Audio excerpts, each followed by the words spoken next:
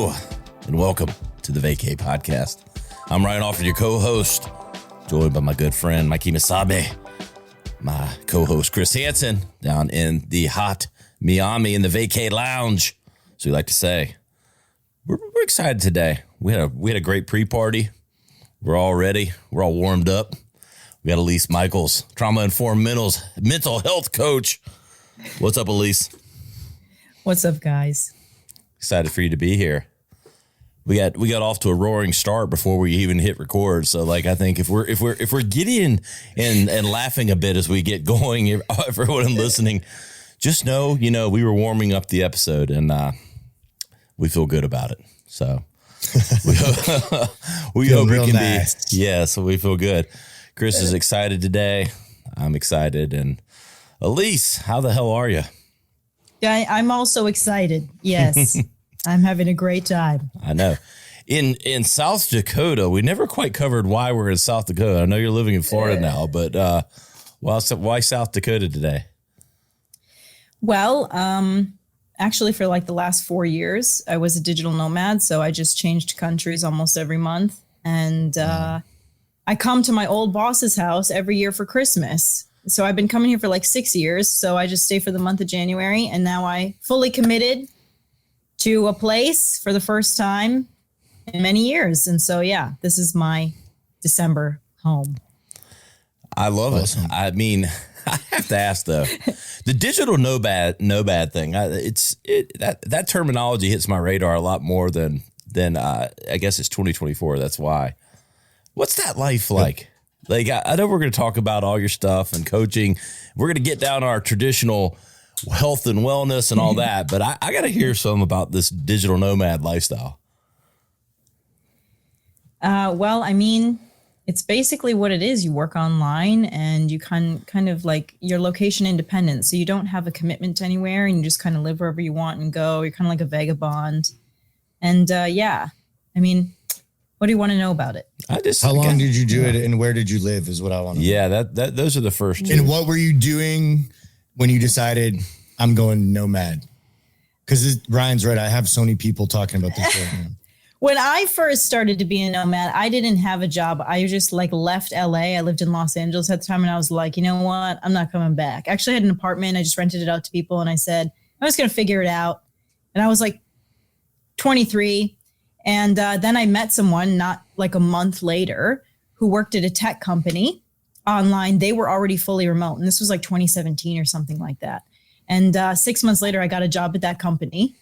And that is actually the boss that I go to his house every year now. We both obviously don't work at that company anymore, but it just spiraled from there. So I did that for a grand total of 6 years, the digital nomad life. 2 years I didn't do it because of COVID, but yeah, so I've been to 30 countries now. I just hit 30 wow. Under 30. And now I'm done. And I said, that's enough for me. Wow. And now you're ready for the Sunshine State little retirement life in Tampa. Yeah, because, when you have a digital nomad life, you don't really build anything. You don't build a community. You don't build lifelong friendships. It's kind of stressful because you don't know where you're going next. You have to deal with visas. And I just said, it's time. It's time to I'm not this 20-year-old having to budget out for a cheapest ticket I can get anymore. I want a nice life now and everything will be okay. So what was your favorite destination? I have a top three. All right. So Greece, Israel, and Turkey. Were they great places to visit or great places to live? Well, I lived in all of them for at least a month. Okay. I would say live. I loved living there.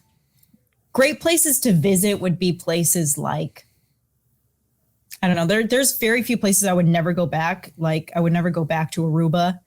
I thought it was a waste of time. Sorry, anybody who likes Aruba, lives there. Awful place. Or Today's podcast brought to you by Aruba Touring. Oh, shit. I've already lost all the followers. Dang, this girl's so negative. Sorry. I need to change our Vaycay giveaway, not to Aruba. Repackage that. All right. No. Yeah. Do you guys actually give away a vacation to Aruba? No. we have discussed doing a vacation giveaway, but Aruba was never on the list. That's for sure. Okay. I'm not a big Aruba I've fan heard either. similar kind You of have? feedback. Oh, thank God. Yeah. It's not just me. I've been there once. Yeah.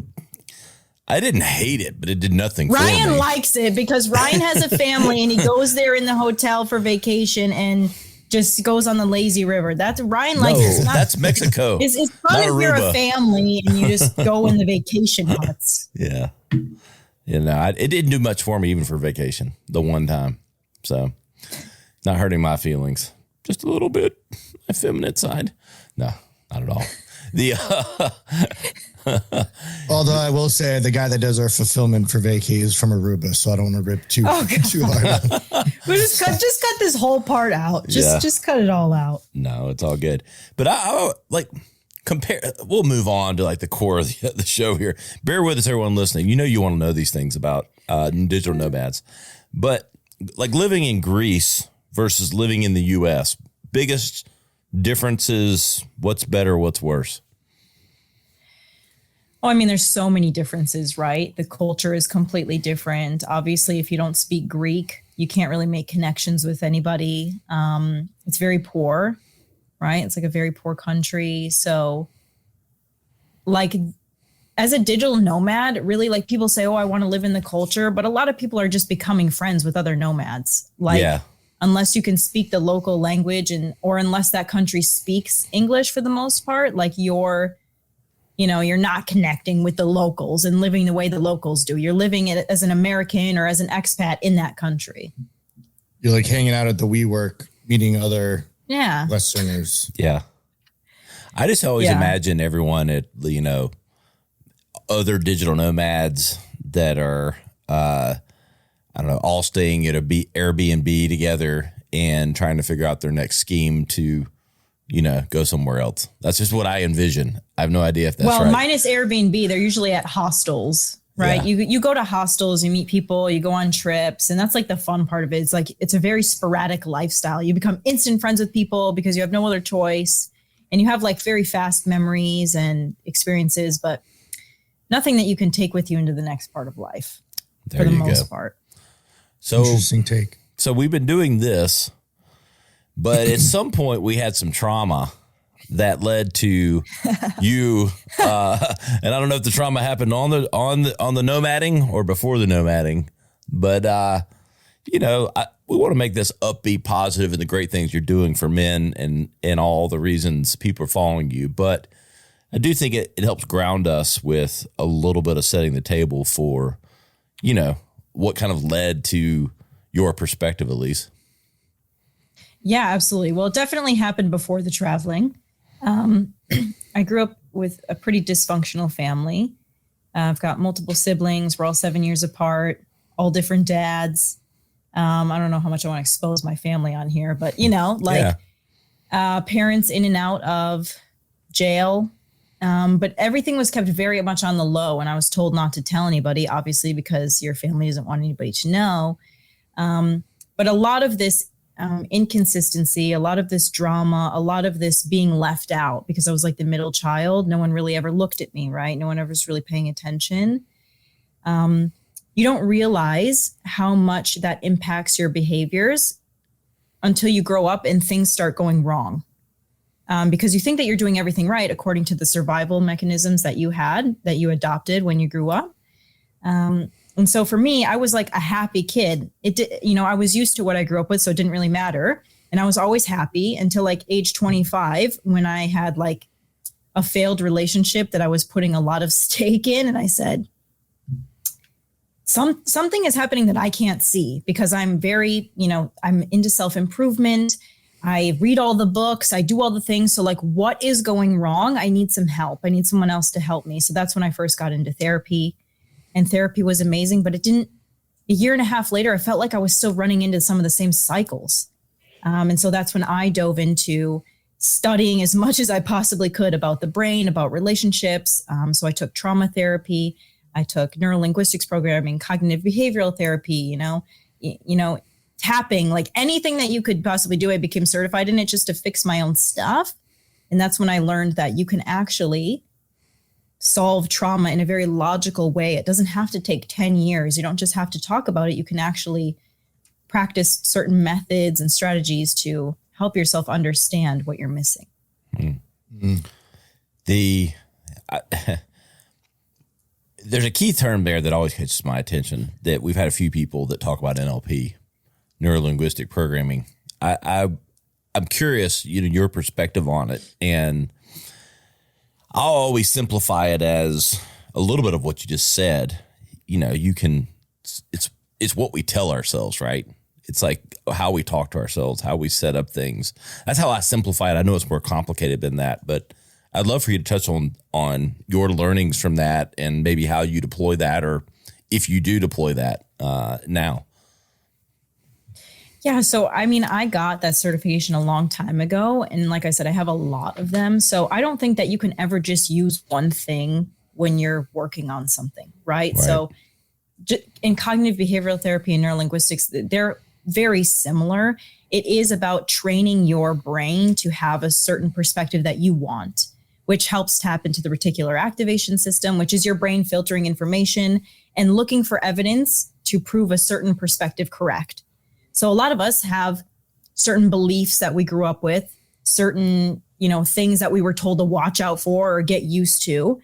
And so we've already trained our brains just by growing up in the environment that we're in to look for certain things or to believe certain things. So practicing something like NLP or CBT helps you take control of that instead of just letting it be a subconscious programming.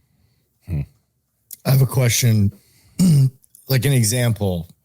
Would that be like, if I grew up, watching my dad cheat on my mom, or the vice versa, say my mom cheating on my dad, and then I just assume, well, every woman I'm going to be with is going to cheat on me. Is it like that type of belief systems you're trying to change?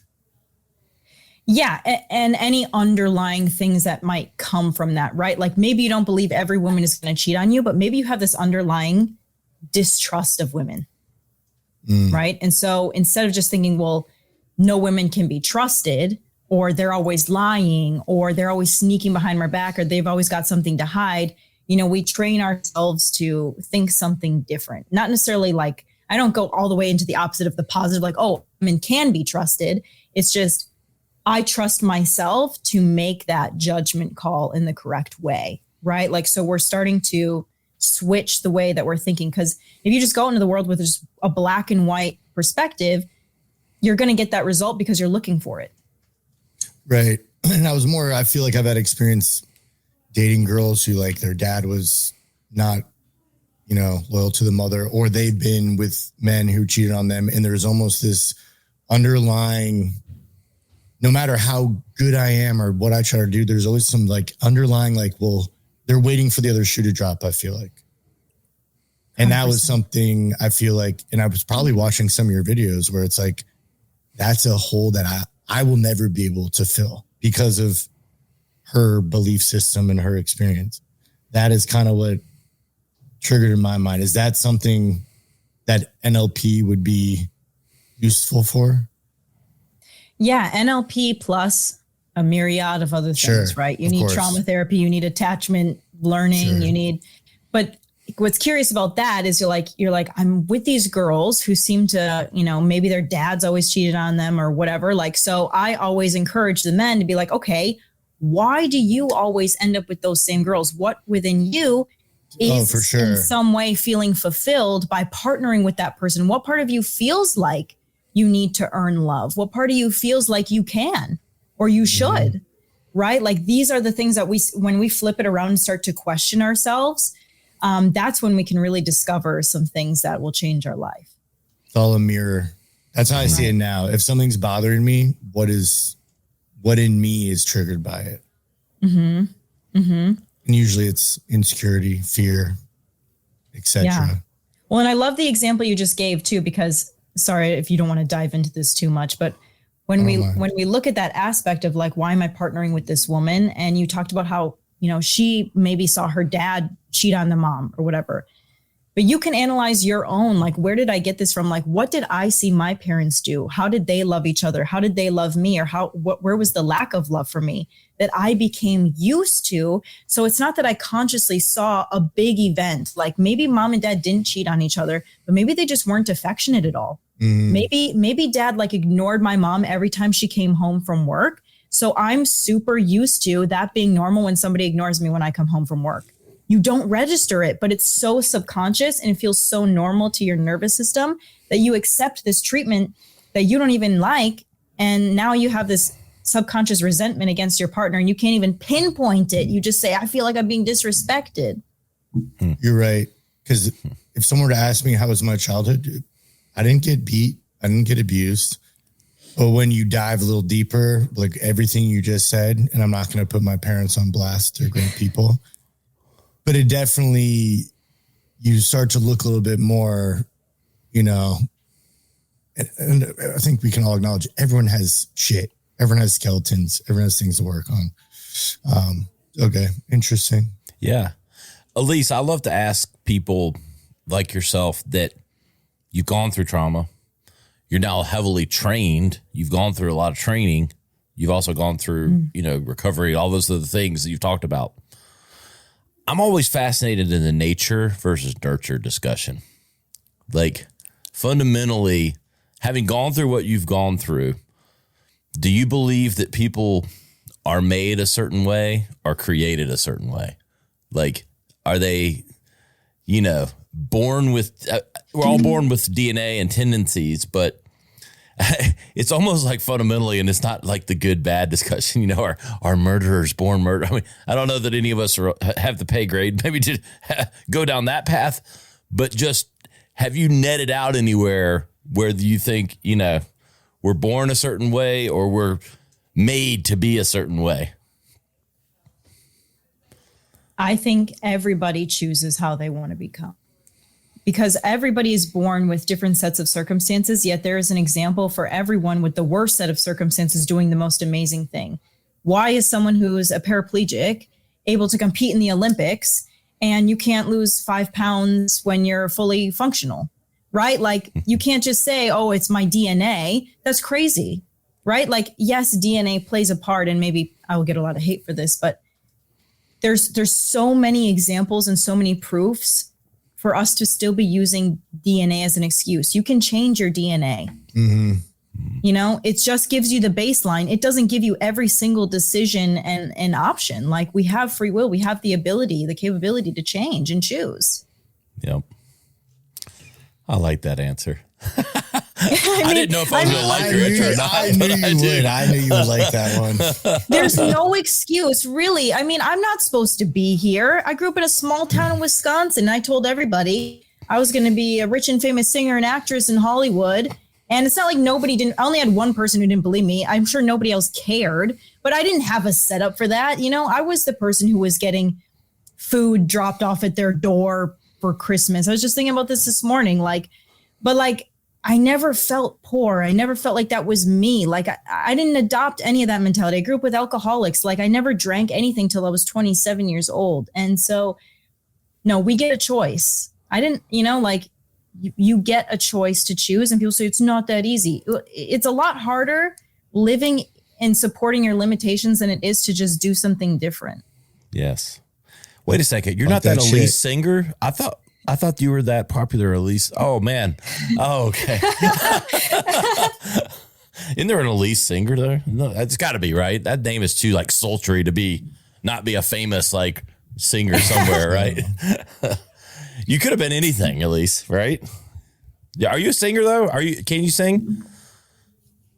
I don't know about that. I mean, listen, I went there and I said, I don't know if I really want this anymore. I mean, so now I have a social media following that's, almost 1 million. Yeah. And that was me in my mind. Okay, I actually am doing something that I said I was going to do, because this will transpire into my own TV show and, getting in that industry anyway. I just figured it out in a different way than I thought. But singing, I don't know. You can do it all being yourself. You can do it all. You can talk yourself. You can NLP you can talk yourself into anything. But can NLP your way, exactly. Yes. So why men? Go ahead, Ryan. No, why men? We're now coaching men regularly. You know what led down the men? Help us, men. Yes. Why you want to help us sloppy, old, disgusting, toxic men? Well, that's so funny that you would say that. I actually didn't want to coach men. I was trying to coach women. I actually started my business on LinkedIn by posting video content, and men were the only ones who reached out to me. Wow. So at first I was like really weirded out, and I was like, I don't know how to help you. You're like X amount more successful than me. You're twice my age. Like I really didn't know. But then I just said to myself, okay, well, your whole thing is helping people work through their pain. So why don't you just try it out? And so once I did, I realized that men really didn't have like any support, and definitely not as much support as women. So that's when I said, you know what? Women have enough support. I will be this person for men. And I was like freaking out at first because I didn't know how it would look, because it was years ago, right before this became a fad. And it was like the best decision I've ever done in my life. I opened my eyes to how men operate and the things that they go through. And yeah, it's been the best thing ever.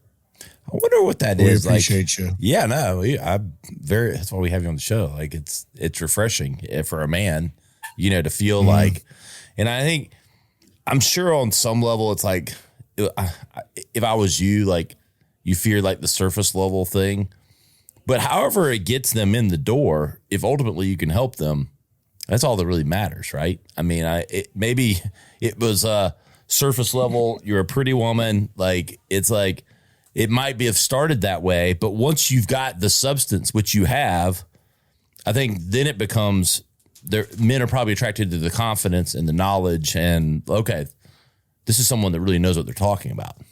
I'm sure you've had to, break down those barriers. Well, I actually never thought about it like that, because when I first started out, I just posted whatever videos. I would be like running outside, because this was during the pandemic that I started my business. So gyms weren't open. So I'd be like in my workout clothes and I would post a video, like I don't want to say I only started taking care of myself once this took off. I've always taken care of, but like as you get older, you learn how to dress better and stuff. So like, I don't know. I never ever like, maybe I'm just opposite, but I never have thought like, because I'm a woman, I don't get as many opportunities. I've never thought people only like me for my looks. I just do the work and see the results follow. That's all I focus on, Yeah. But I mean, it helps that you know what you're talking about and that, you've built a following clearly from knowledge. What are the foundational ways that you help men, and, like what are some of your approaches, beliefs, those kind of things that make up the core of what you do? Well, what I see men struggle with a lot is relationships. And the reason they struggle a lot with relationships is because of their connection to themselves and their understanding of what they're actually going through, what they actually want, what they actually need, and how to express that to their partner. Because if they don't understand it for themselves, how could they possibly understand what their partner is asking for, right? Because women are very emotional, men are very logical. So when a woman is going through an emotional problem and he's trying to solve it logically, they're at a disconnect. It's like they're speaking different languages. So I kind of help him understand a different language than he's so used to, so that the relationship is a lot smoother, right? So that his connection to himself and what he actually wants is a lot smoother. So then he can also stop being attracted to the wrong people. And he can also stop accepting excuses from himself because of his past or, whatever it is. Yeah. I mean, it's so funny. Hear you talk like, I have conversations. My wife and I I think we're both pretty intelligent people. At least we think we are. That's all that matters, right? But yet when I have any struggle with my wife, it's because I know in the moment she's being emotional and I'm being logical. And we're both self-aware of it, but it doesn't change the struggle. So how do you counsel men to get by that? Well, you have to learn how to understand what's going on within you at the same time. And the thing is, for men, it's a lot easier to be in this situation than you make it out to be, because you're staying there like, I don't want to see my partner in pain, or I don't want to see them upset, or it's annoying. And you just want to fix it so that you get it over with. But for a woman to have an emotional moment, she doesn't want to just get it over with. She wants to have that moment. And so for you to just not think about fixing it or not think about solving it or getting it over with, and just being in that moment with her will solve that issue already. Like if you just don't do anything, likely to be a much better outcome than what you're trying to do now is like, oh, like, let me help you with this. Or have you tried this? And she's like, yes, I freaking tried that. What do you mean? Of course I did. And I just want you to listen to me. You're like, I am listening. What do you think I'm doing? I'm giving you a suggestion. And then it's just a fight, right? Oh, yeah. Yes. Bingo. Guilty as charged. Yeah. I'm like, I am the fix it. I'm like, wait, black and white, like total. But that's not the solution. It's not. Right. Because your partner is capable of figuring out their own solutions, yes. right? That's why you married them. They're not a box of rocks. They can figure it out. They just want you to feel what they're feeling in that moment so that they feel heard. Feeling heard is like, just revalidate what she's saying, right? If she's saying, I felt hurt because Becky said this about me and she's like so crazy and she's overreacting. And you might be like, well, are you sure she's overreacting? Because blah, blah. No, she doesn't want to hear that. She wants you on her side. No, I'm going to go, that bitch is crazy. Bitch is crazy. You know what I'm talking about? We hate Becky. Or like, hey, Becky. Or she's complaining about you. Like, hey, when you don't take the trash out, it really stresses me out. And you're like, dude, I was going to take it out. You just yelled at me beforehand. She's not trying to attack you. She's just expressing that she feels hurt by it. And she doesn't feel like you care about or consider her wants and needs. So you just have to say, okay, you're right. I'm sorry. I should have taken it out. If I understand that you're upset right now, or, you know what I mean? So, it's not like you have to cave in everything. So me responding with, I'll put it on the list of today's complaints is not the best answer. Probably not. That's usually what I say.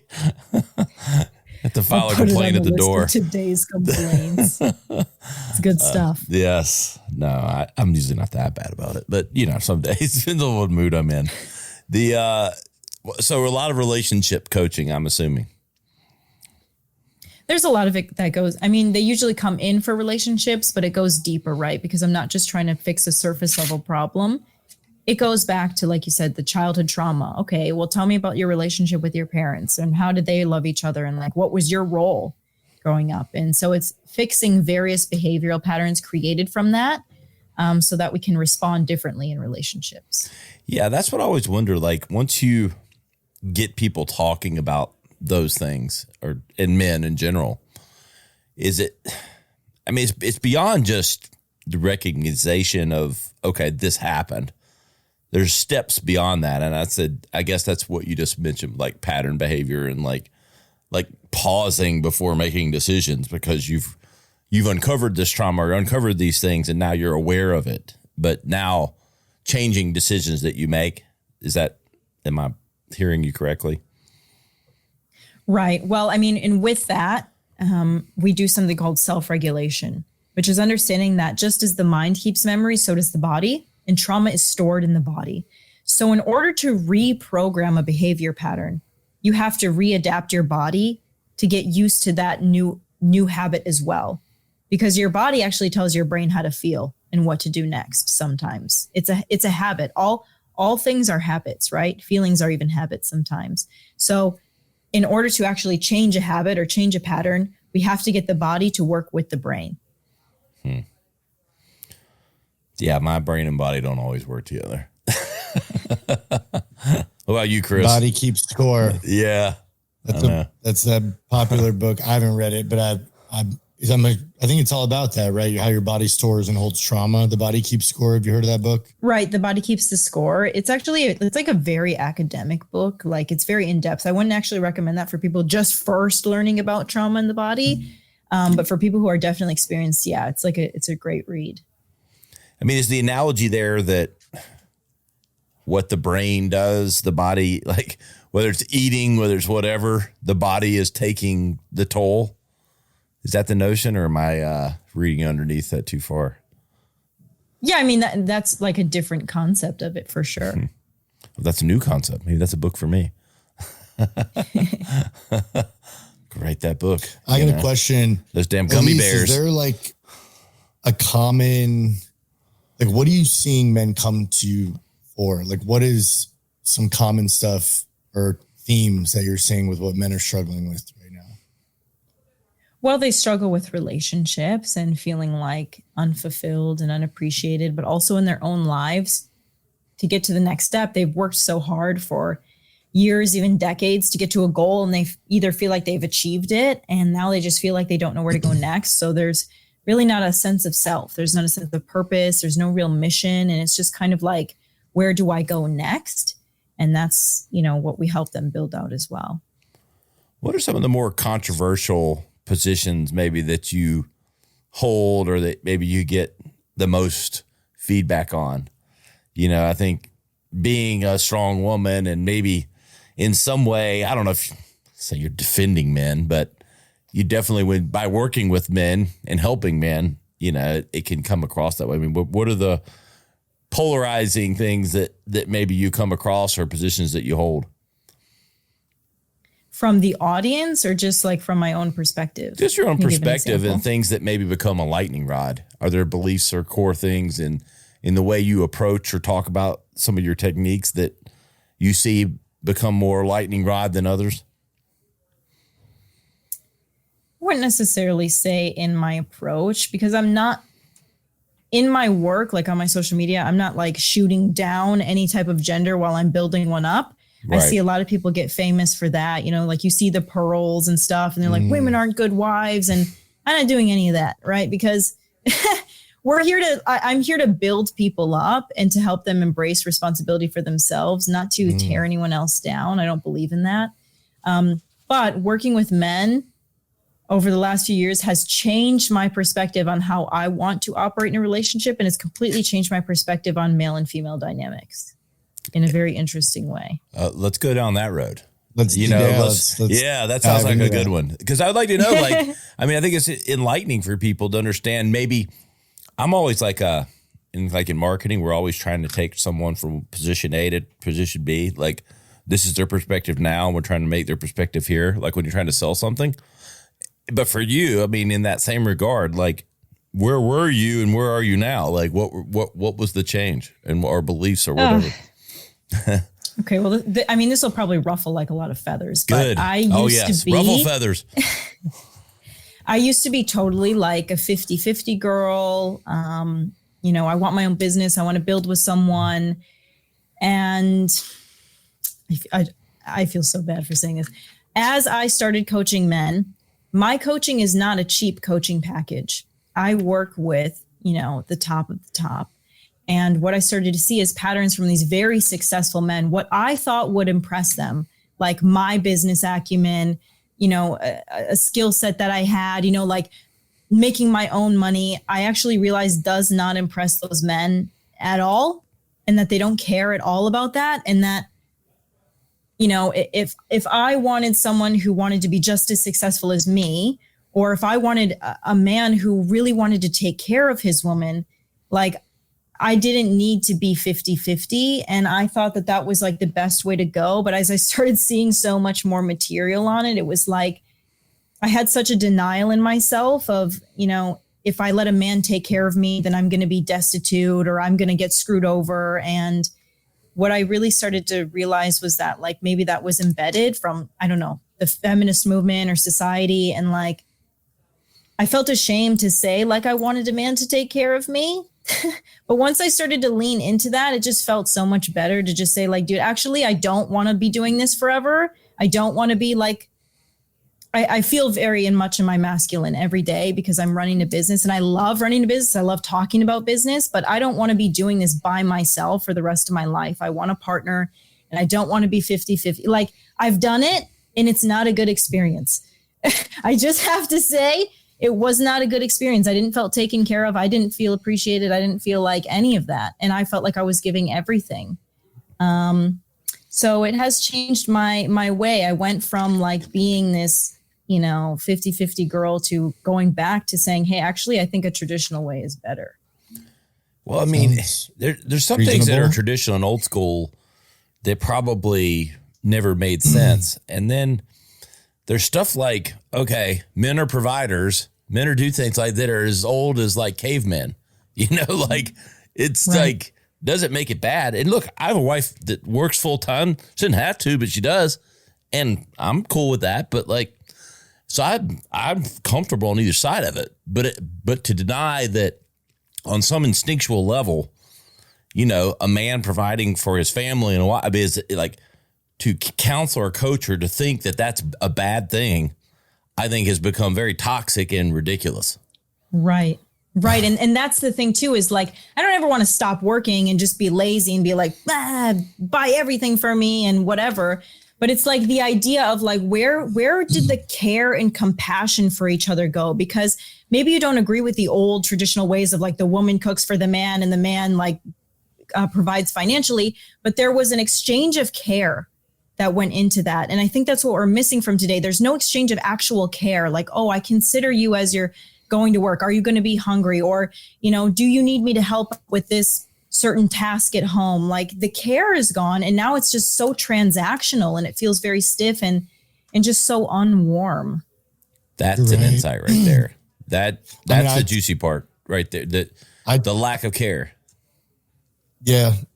It's all me. And what can I get? And what can you do for me? And, you know, on both sides, like it's so polarizing. You can't say one side is better than the other because the women are doing it to the men. Like, oh, if he just wants to go on a coffee date or he doesn't want to pay for you or, you know, just get that bag. Like I see a lot of that. And then the men are like, oh, you better make sure she pays 50% on the date or pump her and dump her. That's all women are good for anymore. Like we don't, you know, all they do is drain you and drain your pockets. And it's like, it's so crazy. It's so crazy on both sides. So much toxicity on both sides. Because I've been like, I think I'm pretty healthy, but I've seen like the coffee date where like, oh, that's low effort, or it's just so crazy now. And I think you said earlier, there's a lot of loud voices out there that aren't giving good advice. They're giving a divisive message that's not going to help anybody.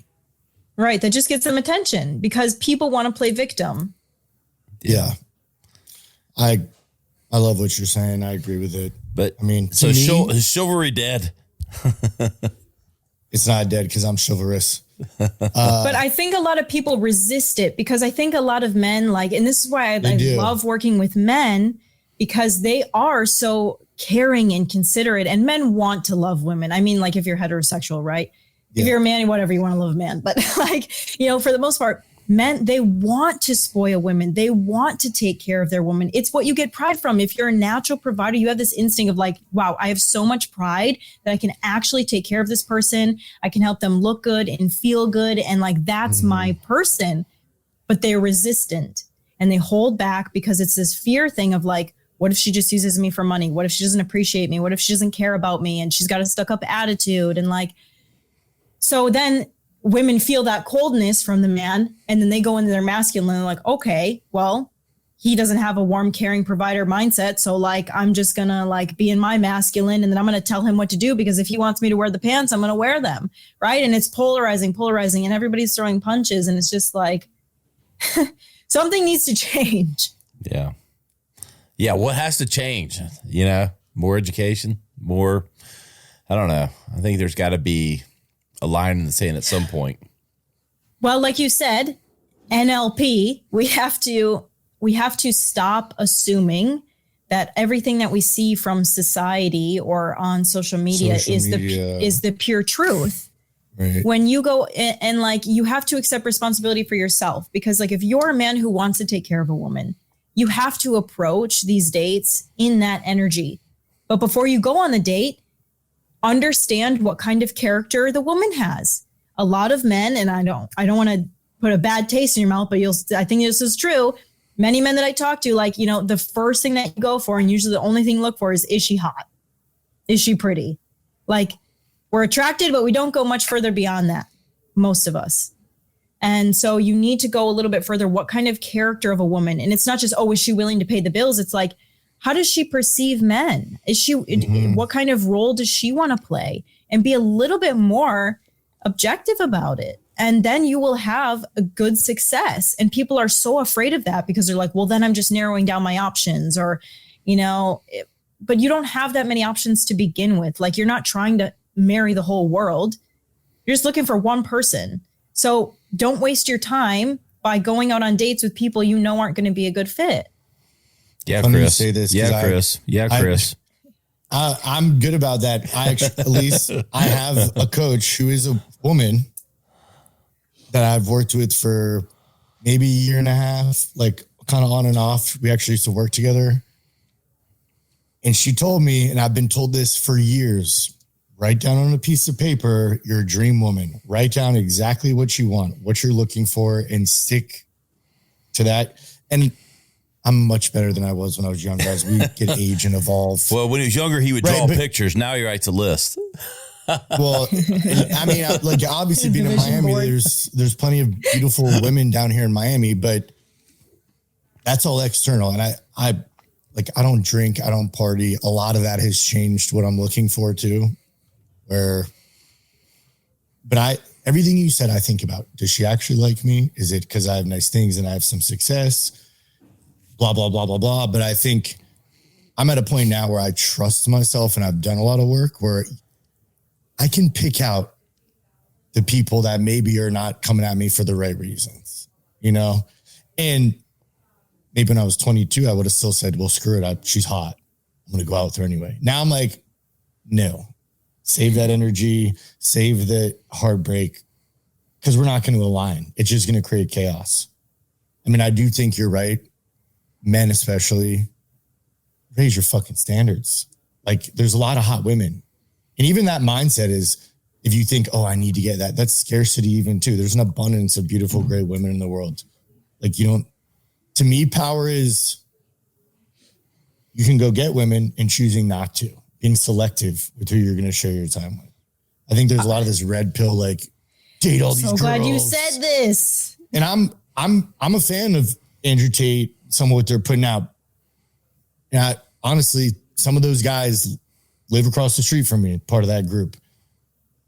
And it's funny, it sounds cool to the 21-year-olds, but you're not going to be building a multi-million-dollar business or doing like what me and Ryan do and having 6 girls on the side and a wife. Like that's good luck. Yeah. Nope. Yeah. And you're not, so like, I love that you brought that up because this might also be controversial, but I posted a video about this not long ago either, is that with that society, yeah, like, okay, some of the stuff that they say is good, like Andrew Tate, when he's like, when you're in depression, like you got to get up and you got to work out, whatever, like escape the matrix, exercise. Right. Things like that. Okay. Like it's good to boost you up, but like some of these dudes, they sit in this podcasting room and they get these OnlyFans girls and then they just rag on women and talk about how they're all whores and whatever, and how men can cheat, but women can't, and how men can have tons of partners, but women can't. And it's like,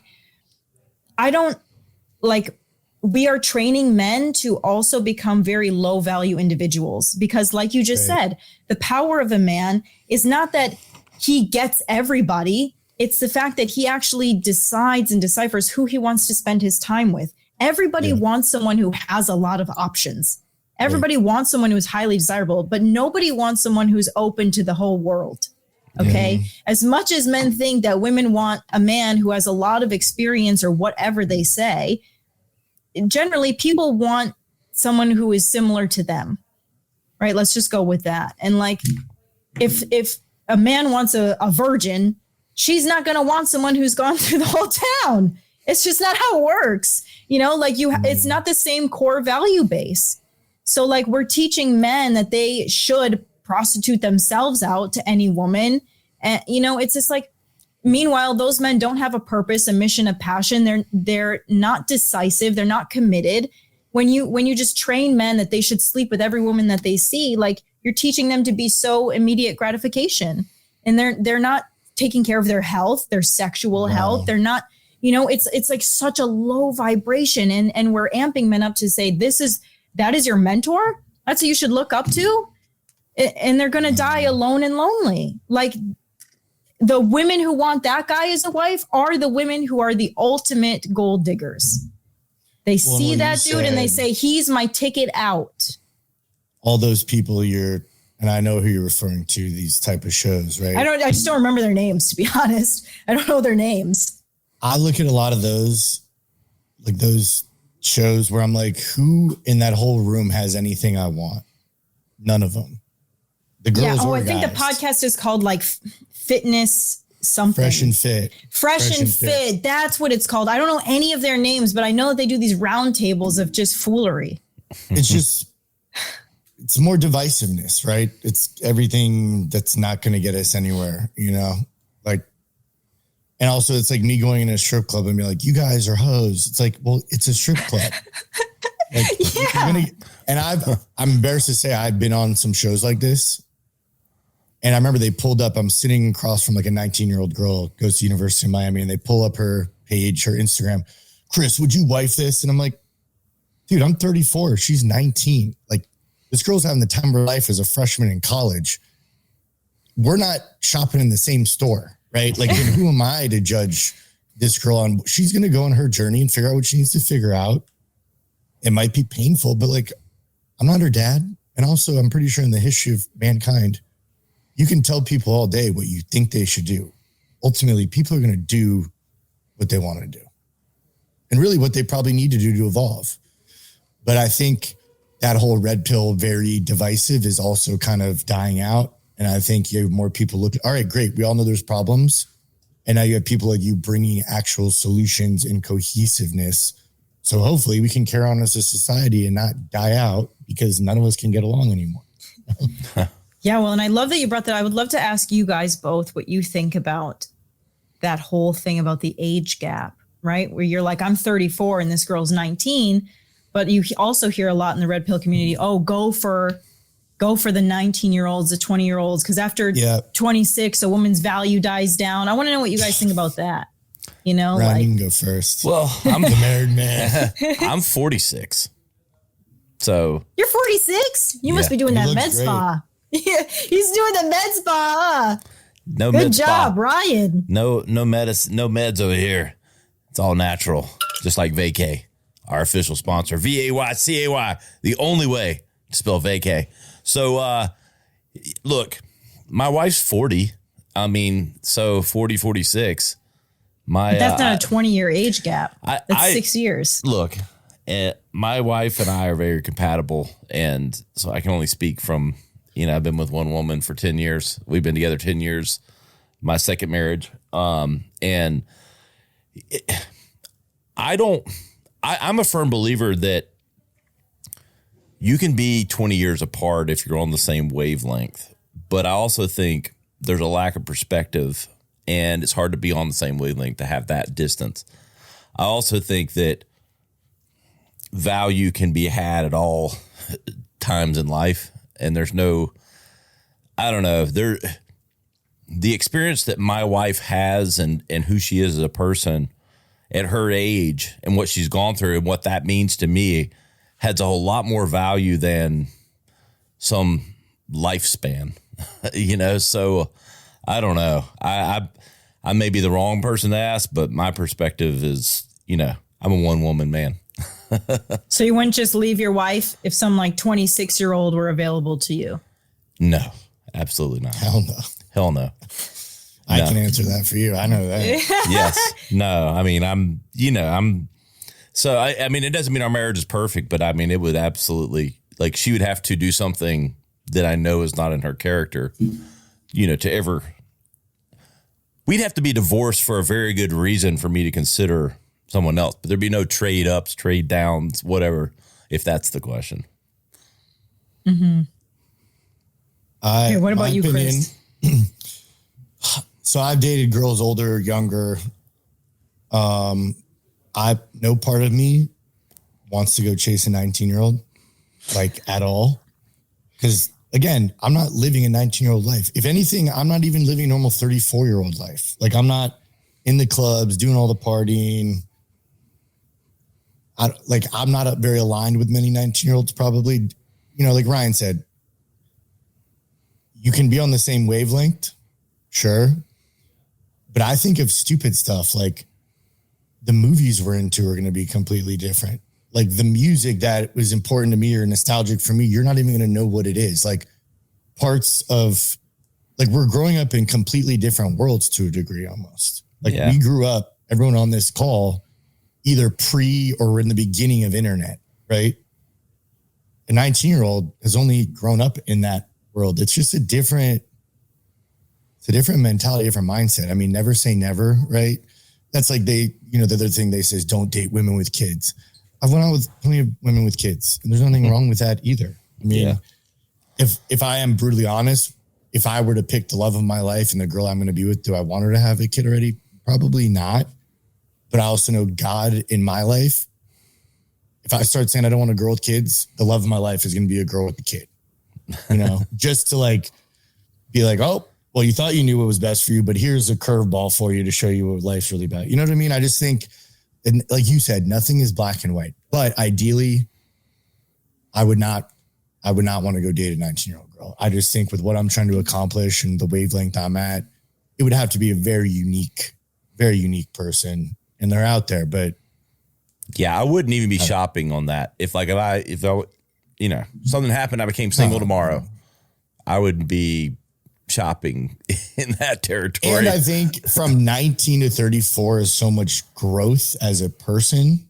Yeah. Where Brian, like 40 to 46, whatever. Yeah. Same thing. Even like 36 to 46. I think think 10 years is fine, but right. And look, I'm not saying if I'm progressive enough, I'm a progressive guy. Like, I'm not saying that if I was single tomorrow that it couldn't be a 28-year-old. I never say never, but I have. Well, and 28 is so different. I think that the main problem that people have is not the age gap itself, because when you're 60 and someone's 40, who cares, right? Like, you're so much into adulthood, like you've chosen your life paths. A lot of big decisions have already been made. But when someone is 19 and potentially still in high school or just got out of high school, and people are saying, hey, the older guys go and get these young girls, a lot of what people are upset about is that they're just targeting young women so that they can be, impressionable and feel cool, groomed. And I love your guys' perspective. You could walk to any 19-year-old and be like, oh, I'm the man. And you're really not shit, but you're just an older guy that might have a little bit more. Right. And that's the thing. And as mature as you think you are at 19, you just are not. Like, you are, but like, you don't have the life experience to know what type of people are out there. And I grew up in Wisconsin. In Wisconsin, in my small town, you don't date around. Like, if you like someone and you date them, like, you're not dating multiple people. You're dating one person so that you can be in a relationship with them to get married. Like, your thought process isn't, oh, I'm going to date them for a few years and then break up. Like, you kind of stick with that person, So like, when I moved to California when I was 18, in my mind, I'm like, if I started dating someone, I thought we were heading into a relationship, So like, I was single for 5 years, single and celibate for 5 years when I was out there, because it just wasn't the way that I was brought up to. Like, I was confused by all that. So like, I've lost my train of thought, but anyway, like when you're talking about, you might date like a 28-year-old, if something happened tomorrow and you're 46, okay, well, 28 is a lot different than 19 or 20 or 23. Like, somebody has to be old enough to like make an adult decision, like a true adult decision, not just a legal adult decision. Yes, agreed. But I don't know. I think the bottom line is, I think social media needs more voices like Chris and I's. It's from a man perspective. This is the new red, but we're the blue pill table right now. Let's start a new movement. Yeah. And so I don't know. I think there's just some core values and some, realignment that needs to happen with men in general. And it's women too, but I mean, I can't speak for women. I can speak for men because I am one. But the more we talk about this, the more I listen to it. I'm like, okay, I need to talk about this more. Just same, dude. It's kind of firing me up because even I think what you just said that triggered me is with men. And Elise, you said it earlier. Find your purpose and your mission, and it's not to go sleep with women. Like, that's never going to be like, oh, I'm fulfilled now. At least for me, right? Like, that is, and maybe like you've said too, society, culture, what we've been pushed and programmed in is so sexualized, and this short-term lust where I don't like, sex is the least beneficial thing a woman can offer me, right? Because any woman can offer that. It's like, why are we making that some big, or the girl being hot. Like, yeah, I want you to be attractive. I want to be attracted to you, but who are you? And who are you going to be like if I'm sick or my business goes through a rough patch? That's where it's like, do you have it in you to hold me down emotionally, spiritually is more what I need. Even what you said, the financially, I could give two shits how much money any girl I date makes. As long as she's working at something, I don't care if you want to be the best painter, barista, auto mechanic, whatever. But I think it's getting back to self-awareness. Like, what do you want? What action makes you happy? Because when I was 22 in college, I thought I wanted a boss chick, you know, girl that makes a ton of money. And I dated that and I was like, yo, this sucks. She's not very affectionate. It's not good. That's what it happens. No, I mean, and you nailed it. And Ryan can tell you this. For me, what I care about, a girl, if you're cooking or you're cleaning or doing laundry or rubbing my back, those are the little things.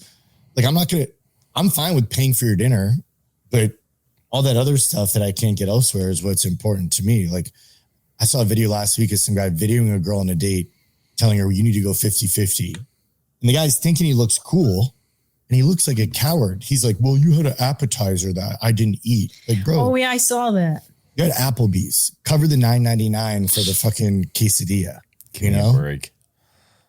Right. Is it really that? I'm glad I'm not in like that. And feed. that's the thing. It's not about, that's the thing is it's not about the money when we're talking about like paying for the date or something. It's just the thought of like, you know, like them wanting to appreciate you and take care of you in that moment. Right. And not like penny pinching, because it just shows so much of what will happen during the rest of the relationship. Like, I've seen horror stories about, you know, women getting into these relationships. And then when they give birth, like I saw one where the woman gave birth and the husband wanted her to pay for her medical bill at the hospital because she got an epidural and she didn't just push through the pain of the childbirth. Well, the and other she side wasn't of that working because she was pregnant. You know, they want a Mercedes for the push present. You know, the flip wild. of that. You know, like, it's like the expectation. If you're a woman at that point, bring in the divorce papers with the birth certificate, dude. Like, that is weirdo. But that's the thing. So that's like the scary part is like, I can totally understand, like you just said, the extremeness of the woman wanting more and more and more. Like, but I think there's ways that men and women can understand that before they even get to the date scenario, what type of person the other is, without putting in all these tricks. Like, I also saw this other one where this guy told his partner that they were going on like a 1 mile hike and it ended up being 10 miles because he wanted to see what she was like under pressure or stress. God, and then they got married. But like, so many comments were like, dude, like, you wouldn't tell someone that. Like, it takes up all their day and then they don't have enough water or sunscreen. You know what I mean? So it's just like, I would rather someone be honest with me about what their thoughts are about things up front than just put a trick in there, you know, like, decide what you want, decide who you want to be with, and ask them questions beforehand so you don't get put in that scenario, so that when you go on a date, you feel comfortable paying, you know that she's going to be soft and receptive and feminine and, you know. I think you're not going to get a girl in her feminine energy by telling her to pull out that credit card and pay half of the dinner check. Yo, immediately masculine hands are coming out, dude. Yeah, man hands. The man hands come out. Yo, dude. No, grab that check. She huffs up her shoulder. She's like, okay. All right, bro. I think people have gotten so lame themselves that they can't just go on some dates, be themselves. They don't have enough substance that they can't figure out if it's good or bad or whatever. And so they have to set up these tricks and all this bullshit because they themselves don't have it in them. They don't have enough substance to just be normal. You know, like, or maybe normal is so bad that they can't do it, you know, like that they think they have to set this shit up. I mean, I just can't imagine like not having the confidence in yourself to like go take someone out. I mean, everything's changed so quick and so fast. I mean, again, I haven't dated in 10 years. So, but I can't even imagine like not. I mean, Ryan, think about when you were down here, like you see all these guys renting Lambos and exotics and stuff, right? Yeah. And I know guys like, because I'll rent out one of my cars sometimes. It's like, all right, you're taking a girl on a date, but what about the second date? You're just going to rent one every time and like sell this fake image, you know? Yeah. Like which if she's going for you for that, homie, you don't want her. No. It ain't the girl for you. Yeah. Or just get creative and do something romantic. Yeah. I mean, I don't know, like just care a little bit. And I think that's also what women are talking about too, is it's once again, the coffee date. It's like, okay, it's just something you can just pull out of your butt. But like, if you actually are trying to get to know someone, maybe ask them a few things that they like. And if they like concerts or they like whatever, like you can even do something that is free. Like Miami hosts a lot of outdoor concerts like Miami Beach does. And like you find, oh, hey, I saw you like this band. They're actually playing that night. Do you want to go? And getting like one of their favorite snacks before, like that's care. That's consideration. It takes a little bit of extra time to plan that out. I will say, to push back on that, I'm busy as shit. I don't even usually have like 3 hours on a weekend. So I've been on it where I've invited a girl to a coffee date and then leave me on red. And then Friday night rolls around and I'm getting hit up because now it's dinner time and someone wants to go eat filet mignon.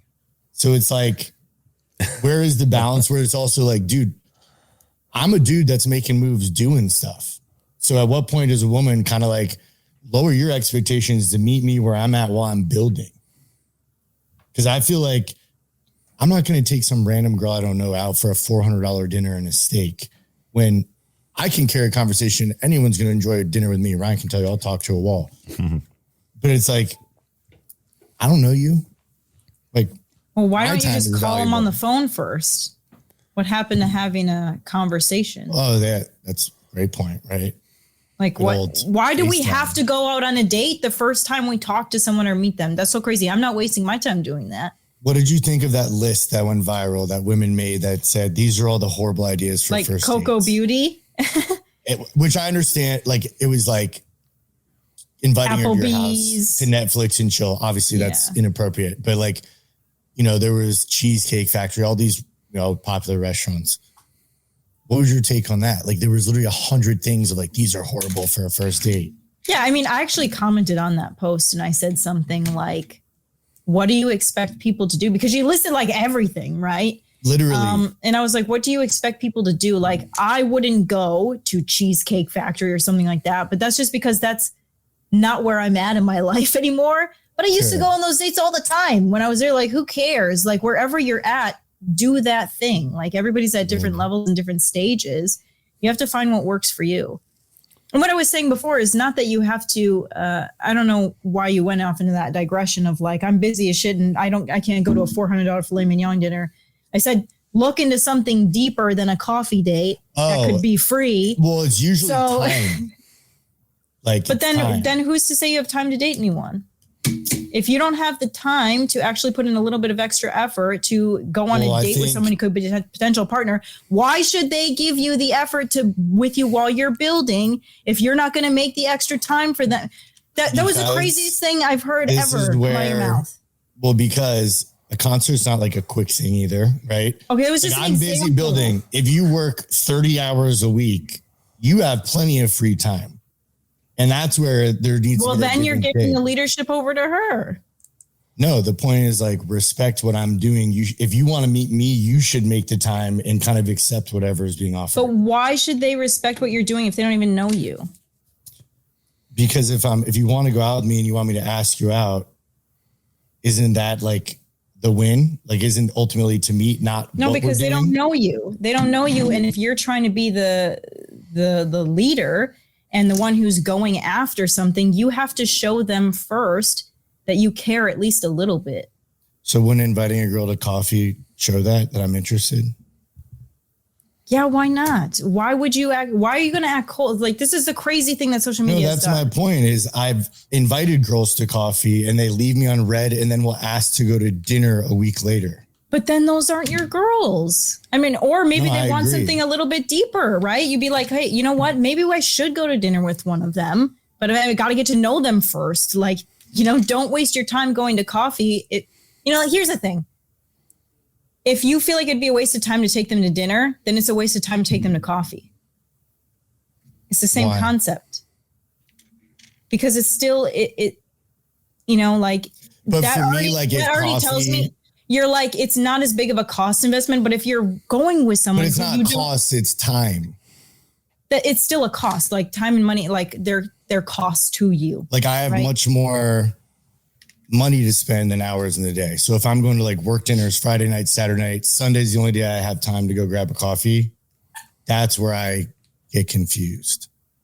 Where it's like, because the same girl will say, well, I don't want coffee, I want dinner. But it's like, but you also want to go with the guy that's doing something with his life. And that requires my schedule to be pretty crazy.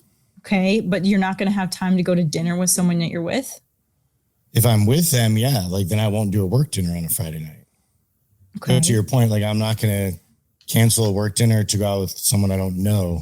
Yes, of course. But what I'm saying is narrow down your options so that you actually find someone you're willing to spend more time with. Because objectively, you're wasting a lot more time going on many coffee dates than you are just going on one dinner date with someone you actually like. Does that make sense? Yeah. And I go on like one date a quarter. So let's get that very clear. It's not like a common thing. Yes. Because again, I'm fucking busy. Yeah. We need a brown couch for Chris to lay on while Elise gives him feedback. Sorry, I'm just giving the 1-2 puncheroo there. Yes. Yes. Chris, you need to make time. You got to make time for these potential women that might that's like the thing. You can't say you're so busy and still be looking for a partner. I mean, you might just be too busy for a partner, or but I think this is what the world has done to everyone. This is what it's done. Chris is scared. It's finding a woman that's okay with the busyness. Yeah. Like, and that's the problem. There's a lot of but no woman is going to be okay with you, like, because then that's all on your time. If you're going to be in a partnership, you have to consider their needs and feelings also. You know, you can't just say, oh, I'm so busy and I want someone to wait at home while I only have one Sunday coffee date for them. And then they have to be fully loyal to me and fully dedicated to me. I'm not going to take them to dinner because I don't have time and I'm too busy. Oh, that's different. It sounds ridiculous, but how are you going to bought my ex-girlfriend a house. All right. I'm very generous, very giving of my time. Ryan will tell you too much. I just cut off with a girl and bought her a fucking car 2 days before. Like, believe me, I am very generous. But it's more of finding a girl that can respect a man that's on a mission and building and be okay with that, and then not be like, you're not giving enough to me. But I think we're talking about two different things. I think, Elise, you're talking about once Chris is with someone, he'll have the time. He'll make the time because they've proven worthy to one another for that. Right. Not just she's proven worthy to him. Precisely. Precisely. Versus how much time do we have to devote to finding that person, you know, like, and having been jaded from carving out a lot of time to do that and being disappointed in the investment made. I think that's the world we live in, is how do you get by, you know, like the repeated investment that goes nowhere. Yeah, dude, find someone who's willing to get on the phone first and see what type of person they are. If they're not willing to have a phone call with you and they just want to go to dinner, like, I think we can start a podcast. I don't think they deserve the effort of going Chris's to dinner. First dates. That's like a video call like this. Yeah. I'll schedule them on. I'll be the intermediary. Dude, will you go on this Zoom with me? and my partner Ryan's going to mediate for us. He's going to mediate to figure out if we're compatible. I might need both of you. I need Elise. This is a big red buzzer. God. Yeah, I'll come with you to the med spa and we'll just interview people as we're getting facials. Yes, there you go. Next. We can do that. Elise, where can everybody learn more about everything you're doing, what you got going on? I'm available on all social medias at Elise Micheals and EliseMicheals.com. Elise, L-E-L-I-S-E, Micheals, M-I-C-H-E-A-L-S? Yes, E-A-L-S. There it is. We'll have all that in the show notes for everyone listening. You'll know where to click and find her. Elise, we appreciate you coming on and being so fluid with us in our discussions. I do think there's a lot of value here and people learning, because I think there's a lot of people that listen that are dealing with these things, you know, in one way, shape, or form, either with existing relationships or finding new ones, and understanding the men's psyche and all this. Well, I appreciate being here. You guys are a riot, and I loved every minute of it. It was fun. Yeah, we'll have to do it again. We'll connect in Tampa at the spa. The spa. There you go. You know where to find us, the VaycayPodcast.com. VAYCAY, the only way to vacay. Go to takeavacay.com. That's Chris and I's plant-based premium company. Third-party lab tested all of our products. Go check those out. And we appreciate all your support. For Chris Hansen in Miami, I'm Ryan Alford from the studios in Greenville, South Carolina. We'll see you next time on the Vaycay Podcast.